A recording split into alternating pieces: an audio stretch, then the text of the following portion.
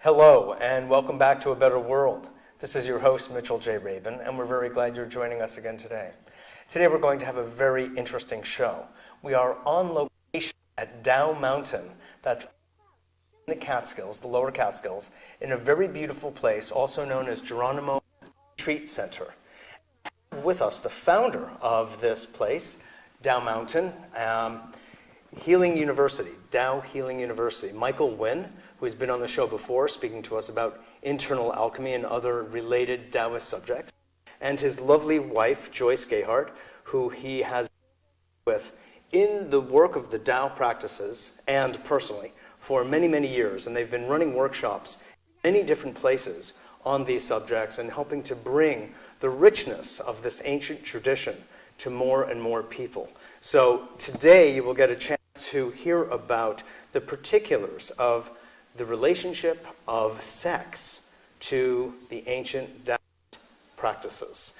We all know that sex is one of the most interesting, compelling subjects of all in our lives. And what the Taoists have to say about it, and what Joyce and Michael are in particular bringing us to understand, is of great value. So thanks so much for being on the show. Thank you, Mitchell. Absolutely. Good to have you. Wonderful to be back again. Good. Michael, if you would just first open up by just giving us some idea, why are the Taoists so interested in sex? Well, the Taoists are interested in sex because they're interested in energy. Mm-hmm. And I think most people know, Let me bring that a little closer so they'll get your flow. I think that most people know that when their sexual energy represents a high energy state for them, potentially. And so the Taoists just looked at what is happening in the human body and said, well, gee, if there's all that energy in it, there must be something very powerful at its source, at its root, which we could cultivate and tap into and make it more powerful or use it to increase our awareness or our spiritual health. That is such a radically different view than any other wisdom teaching from the East or the West, of course. I mean, it seems like most major religions are interested in making believe that sex doesn't exist at all.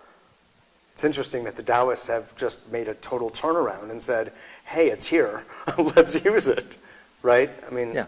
it's part of what you two bring forth. Taoism is a very, very vast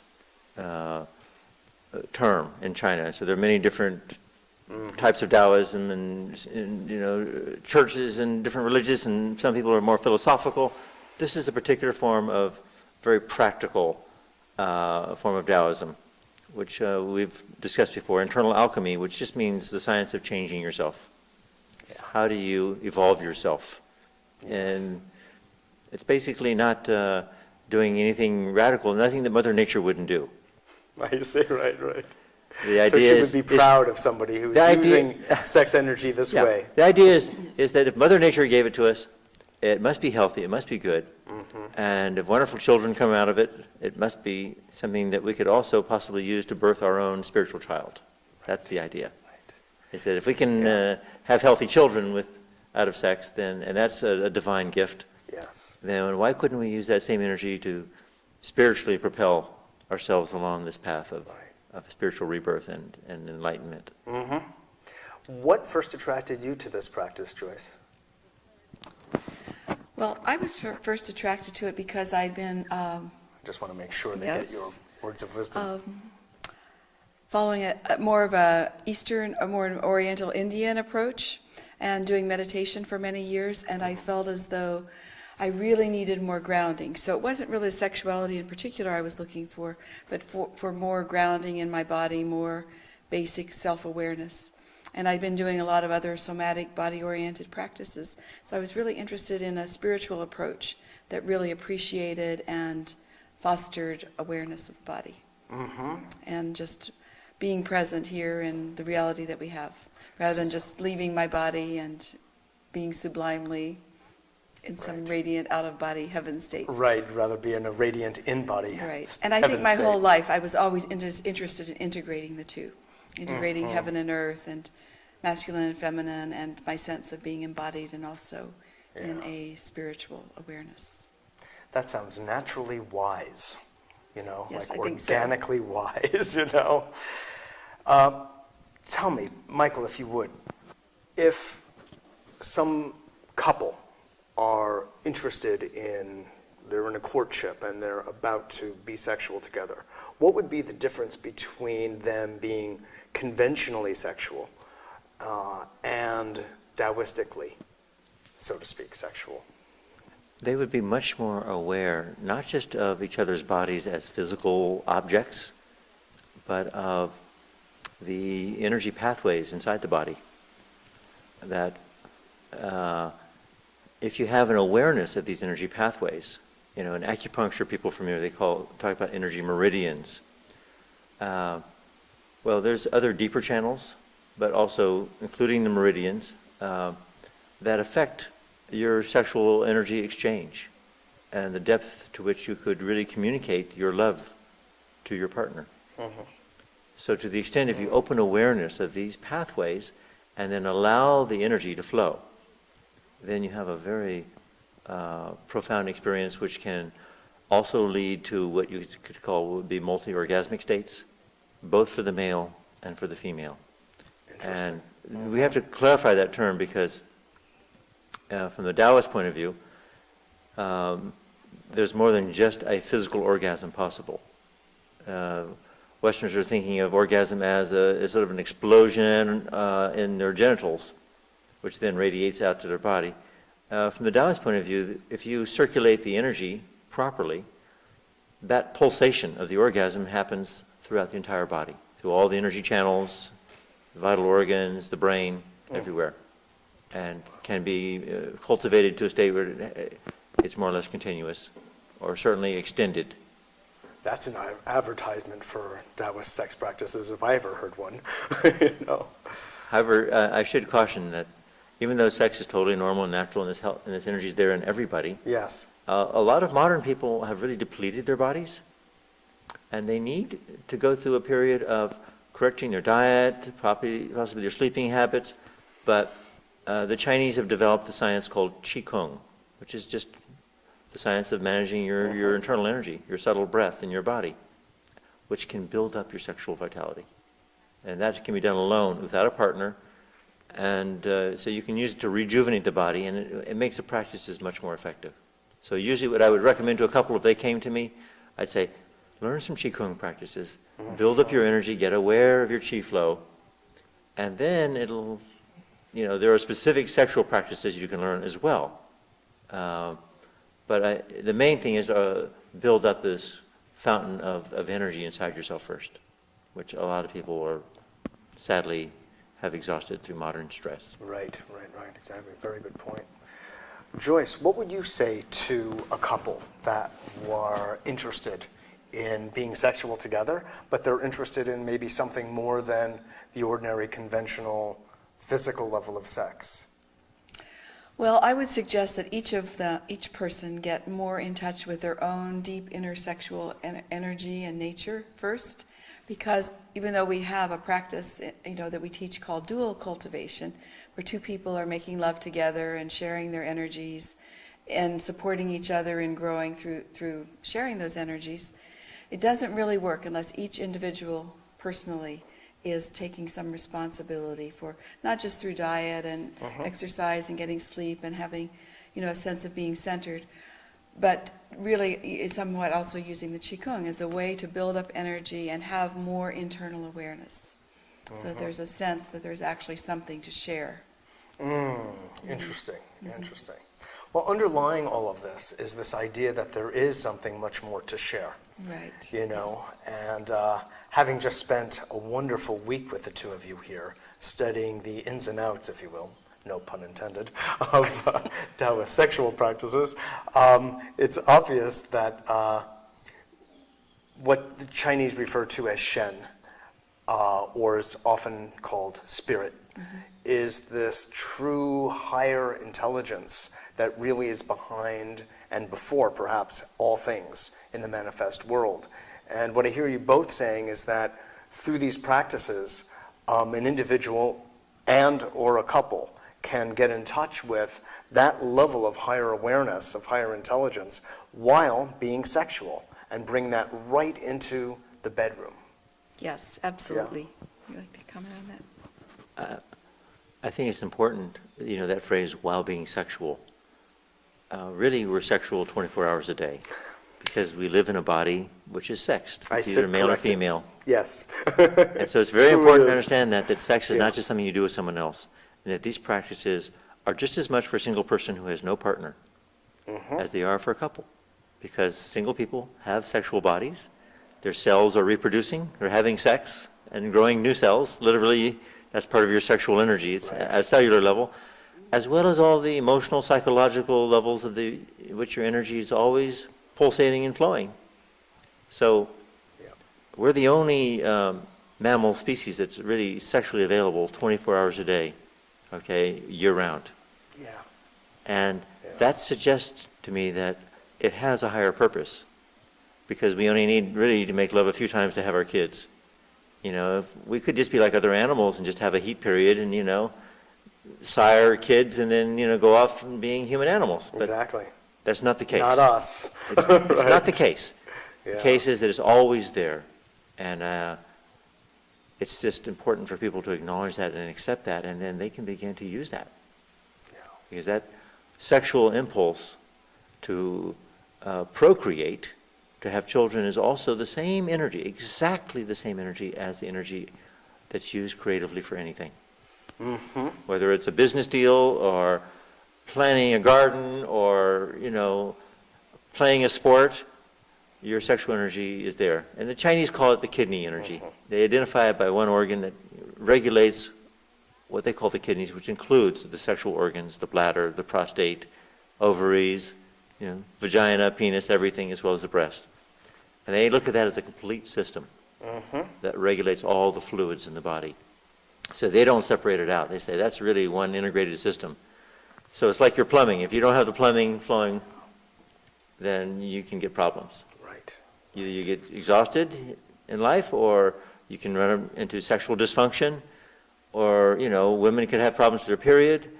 There's many things that happen if the energies are really not harmonized and supported. Right. In fact, there's something called ovarian breathing, Yes. not to mention testicle breathing. Right. And what do you say to people, to women who are interested in practicing it? Why would they want to? Because there are also health benefits. Maybe you could speak a little to that. Well, I think that there are a great many health benefits. Generally, women who practice the ovarian breathing, which involves becoming in touch with the energy that's exactly in the ovaries and being able to circulate that through the whole body and regulate the whole hormonal system, do experience benefits like freedom from PMS, more regular periods, because it involves breast massage, better breast health, and perhaps preventing, any conditions that might arise in the breasts or the pelvic organs. But I think the main reason that women are attracted to it is because it puts them in touch with their very deep feminine power, with their deep yin reservoirs. And I don't think most modern women, from my experience, when I see how they benefit from doing the practice and what it changes for them, are really in touch with what our deep feminine power is. They've So- got so much yang going on these Right. days for so many different cultural reasons. So that's what I So, hear yeah. from the women, for example, who are here, and we separated several times from the men and just did practices in a women's circle. And they used words like awesome and life-changing and that sort of thing, that really was just amazing to them, something far more than they expected, that they discovered deep inside themselves. That's beautiful. We saw it because when you came back, the women came back to the room, you were all glowing. Glowing, There was yes. an energetic shift, and we all went, oh, wow. Yes. Look at Yes. that. Yin essence entering. Yeah. It's like a beautiful flower. It's so interesting. Playing. And this workshop has been just a magnificent opportunity for us to observe the distinctions between men and women, and even more powerfully, the difference between yin and yang. Yes. Because we also saw a lot of the yin qualities inside ourselves, men, Yes. and yang qualities inside women. Right. The yin within the yang and the yang within the yin. Exactly. I think that's, I'm glad you took notes, Mitchell, One of your finer students, Michael. really. But I just want to go deeper into that point about one of the main confusions. I mean, people are very confused sexually. We can see that from all the strange forms of sexual behavior that arise. Yeah. And all the sexual frustration on the planet. So one of the reasons why there's so much confusion is people don't understand that they have both this yin and yang as a kind of an inner masculine and inner feminine inside themselves. So that even though you're a male, you've got these female forces and an aspect of your consciousness that wants to embody and embrace the male that you are physically. And the same thing, every woman has an inner male. And if you don't come into some type of awareness of and harmonious relationship with the inner male or inner female, you can have an unhappy sex life. Not just in your relationships, but even just with your own body, relationship to your own sexual energy. Because you're not in tune with who you are.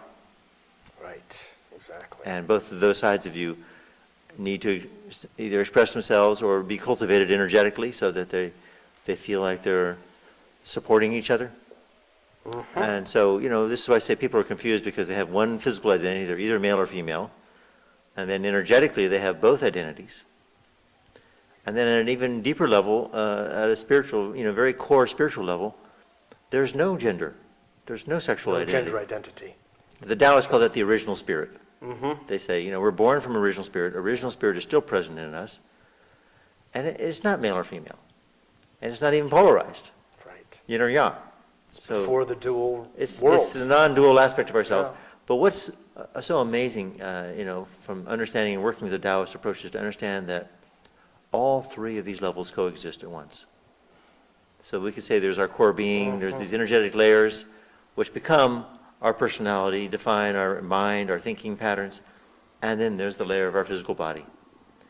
And so Is it a perceptual distinction between them? They're all coexisting, and depending on our conditioning and the way we view, could we just simply be in touch with the original spirit at the same time as being in a body and having a personality?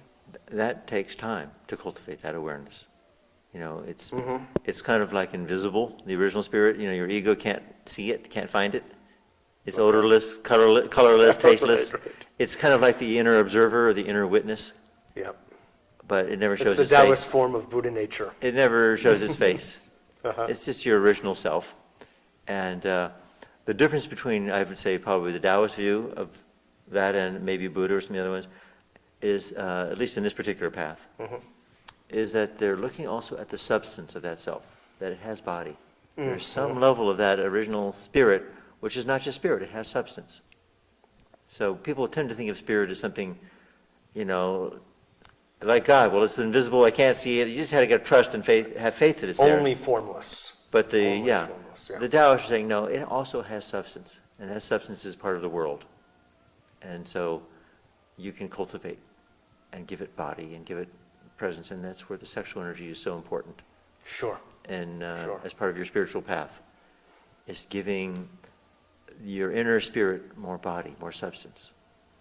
When you start to perceive the entire universe as actually having sex all the time, the birds and the bees and the grass and the everything, Stars. the stars, right? Well, It's utterly fertile. It's just in a constant state of sexual activity. And as you said before, we're in a constant state of sexual activity, really, on a cellular level. I mean, purely biologically. Not to mention that we often think about it, so our brains are Sometimes do it. and sometimes even do it, right? You could say your left when you brain perceive and the your world right brain that way- you could say your left brain and your right brain are having sex. That's They're right. pulsating together. Intercourse. If they interact, When they're working at their best. when they're Right. interacting, that you could say, and that's basically the Chinese theory of yin yang. It's that these two forces are coupling all the time. Right. They're making love, and out of that is birthed what Lao Tzu, the ancient Chinese The sage, 10,000 caused things. the 10,000 things. Right. But if they didn't couple, Yeah. if those two forces did not copulate, we wouldn't be here. Exactly. What kind of world would we have? Right. We wouldn't have a world. That's right. Not even a better world. And not even a better one. Well, I'm glad things went the way they did. Certainly, it would be a sexless That's world. right. That's right, a sexless world, that's right. Now, it's interesting in light of following things down from original spirit into manifestation. One of the things that you were talking about during the week, Joyce, is this, you mentioned that everything once in form began as female. Could Did you I just... mention that? Yeah. I did. You don't remember? That all beings start initially in the Oh, embryo. I was just saying embryologically. Yes, that's what I meant. That each At the beginning. each little fetus at the beginning is just female, and then the testicles descend, and males differentiate out and develop all their male characteristics. Right. Right. It's So interesting. it's something that we share. Exactly. That we started. But what it means is that we all began biologically as female. And then the men go an extra step. But so anyone who has any question about the idea of an inner feminine or an inner Oh, that's masculine, interesting, yes. you see, yeah. I thought you were going to focus on the men having to go the extra step, and that's a really kind of heroic thing. to go beyond We're being always female. going the extra step. We know that, whether it's recognized or not. So, yeah, some people trip when they take that extra step. That's right. But no, it's interesting that the scientists have now determined that the female genome is much richer. It's got like 1,500, the chromosome, the X and the Y. And the female's got like 1,500 to 20, maybe 1,500 different genes on it, and the male's got 25. So that little extra step is only 25 genes, okay? So the richness of a lot of the characteristics is, we could say the baseline is there in the female. Do you want us to prostate? I meant prostate. Or prostrate? You're having, We a problem, offer if you're our having a prostate. problem in your prostate, Mitch, we can also, Clearly. these practices are good for that. That's true, actually. Freudian slip of yours. The I health think you benefits for the male are prostate health, right? better consider getting a prostate checkup because of this Freudian slip here we just caught on air here. Is that I'm sure it's better Exactly. after this week. That's right, that's right. I'm sure. There's been a lot of energy put into this area, boy. but That's it for keeps sure. moving. You don't hold it. You keep Yeah. it flowing through. Exactly, exactly. So I think we know how widely men suffer from prostate health problems as they get older. These And I think days. that these practices can help every man, Yeah, sure. as well as improving their sex life, with themselves or with a partner. The main benefits are really health, because as I said, you're dealing with your kidney health and your sex health 24 hours a day. Exactly. And a lot of prostate problems is just that energy it gets stuck. It's trapped, Stagnant. stagnant chi, it doesn't flow through, and then the prostate, can get infected by something, or something can grow there, or it gets weak, or it gets flaccid, whatever. What's beautiful about these practices, of course, we know this, is that through people taking care of themselves in these ways, through meditation, through Qigong, as you're saying, through Tai Chi Chuan, they can really shift the dynamism of their health. And the whole world of doctors and medicine and all of that in a formal way is often averted or reduced, if not averted altogether, right? Let's talk, and we just have a few more minutes, and I want to get into a subject that I think is so vitally interesting to everybody: orgasm.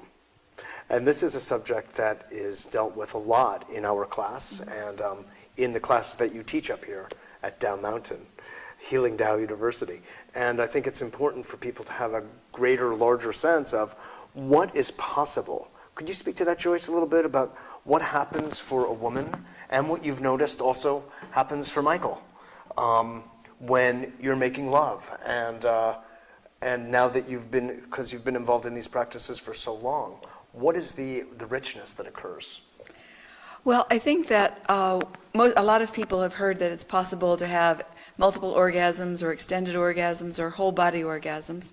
So what we're doing in the Taoist practices is going through a cycle of stimulation, reaching a peak, and then instead of just dropping off, which often for the men means ending.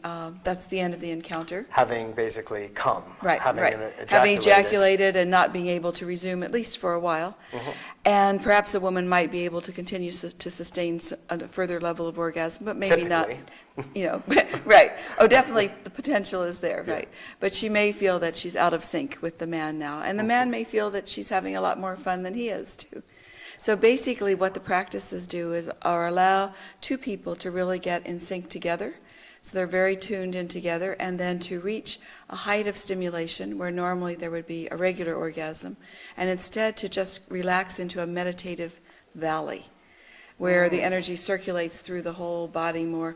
And this is, I think, where the level of the heart and relationship comes in, because the energy that might have been just in the pelvis or on a sexual genital level comes up to the heart, and people feel they connect more on the heart level. And then they will feel spontaneously moved to do another peak together, another active sexual stimulation, and then go into another valley. So there are a series of increasing peaks of excitement. So I think one of the things that we have found is that it's possible to have more excitement in the peaks than we had before or ever dreamed possible. And then this deep, deep relaxation in the valley where we've had amazing experiences of expanding out to be the whole universe and condensing back to be just a tiny point of the origin of everything. Or as someone who was in this workshop this time commented on, that he just fell into his partner and became her. So really very deep mergings on very deep Boundaries really relax dissolving and dissolving. And on a heart level, and then with each valley, the energy continues to move through more. So they're very deep spiritual states that emerge in these deeper valleys. Oh, Yeah, God, it's quite this lovely. is wonderful. Did you want to say something? You have half a minute to sum everything up about Taoist sex practices. Well, unfortunately, you can't learn it in half an hour, that's why I know. we have This is a we have home study materials introduction. available, Yes. videos, audio tapes for people who, Yes. and books who want to study about it We'll more. give your website. Can go longer into that, but people just need to understand it's a gradual process. They can train in this over time. It's not something so remote and exotic, though. It's really something every person it's their birthright to have that good health and restore their sexual vitality. Wonderful. Well, thank you both so much for this interview and a glorious week, because it's just been fabulous, and my inner yin and yang are smiling and are Making love with each other. big love, exactly, rejuvenated. Thank Really, you, it's Mitchell. great It's work great you're to be doing. with you. Wonderful to be Good, here so again glad. with you. This is Mitchell J. Rabin for A Better World. Thanks so much for joining us. I hope you're all rejuvenated and vitalized by all that as much as I am, and I look forward to seeing you all next week.